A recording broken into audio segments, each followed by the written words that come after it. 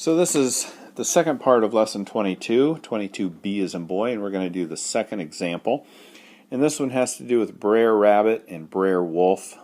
There you go. That'd be a good thing for you to Google. Brer Rabbit and Brer Wolf. Look up Uncle Remus. You can even go to YouTube and watch cartoons of them. They're awesome. Anyway, they're also very racist, so you don't see them very often anymore. So this is lesson 22B. And this is Brer Rabbit hopped off toward the briar patch at 10 kilometers per hour. Alright, so the rate of Brer Rabbit. I have no idea what Brer means. So the rate of the rabbit was 10. And he left at 10 a.m. Okay, at noon, so that would be 12 p.m., Brer Wolf began the chase from the same starting point. If he caught Brer Rabbit at 2, that means he was going for 2 hours. And that means Brer Rabbit was going for 4 hours because he started at 10. So he went from 10 to 2. So 4 hours. And so the time of the rabbit and the time of the wolf. And the rate of the wolf. Do we know anything about the wolf? No, we do not know that. So that's what we're looking for. We do know, and this is important, that they started at the same place. So Brer Rabbit's hopping down the bunny path. Let's see if I can do this with 2 fingers. I don't know if it'll let me draw 2 fingers. And he's going, and then pretty soon nope, it won't let me draw twice. Starts. And as Brer Rabbit is moving along, Brer Wolf is catching up. And notice pretty soon, Brer Wolf has caught him. And where he catches him, the distance of the rabbit and the distance of the wolf was the same.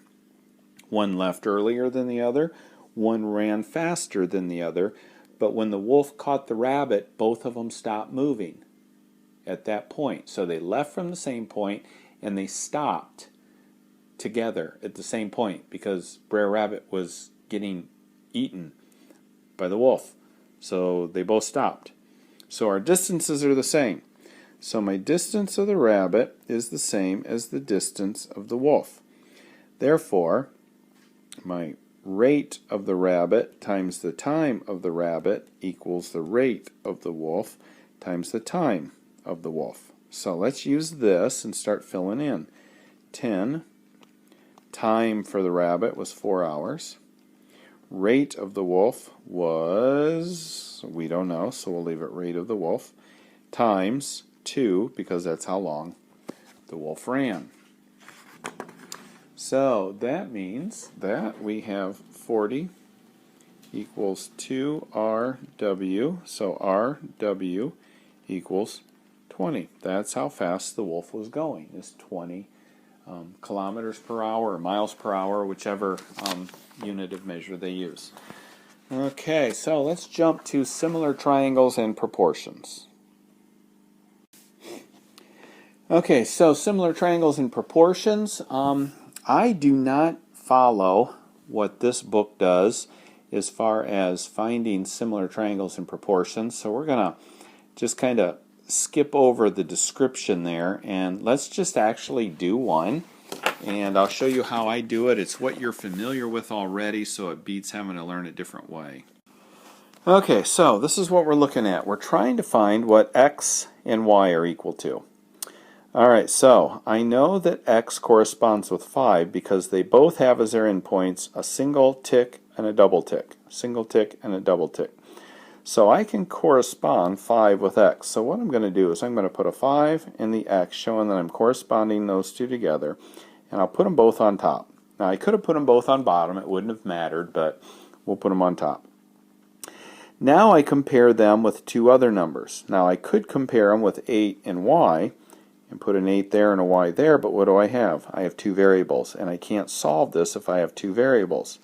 So rather than using my 8 in my y, I'm going to use my 7 in my 9. So 5 is to 7 as x is to 9. Now I cross multiply, and x equals 45 over 7 for my answer. So x equals 45 over 7. Alright, now let's look at what the y is equal to. And again, we're going to use the same thing. Let's get rid of all that stuff here. I'm going to make my pen thicker. Alright, so I'm trying to find y here. So I'm going to correspond it with that. 8 in y, line, line. And what do I know? Well, I know this and this, but I really don't want to deal with a fraction, so let's not deal with a fraction. Let's do the 9 and the 7. So 7 goes here, 9 goes here. So the thing that's nice about it is this triangle is on the left, and this triangle is on the right. And it doesn't matter whether it's 8 over 7 equals y over 9, or 7 over 8 equals 9 y over 9 over y. It doesn't matter which order that is. Cross multiply, divide by 7, y equals 72 over 7, and that cannot be reduced. Okay, so that's what they're doing here on these problems. Very similar to what you've done in the past, so that's why I like to do this instead of the scale factors. It always works, and you don't have to deal with learning something new. Alright, so that's it for lesson 22.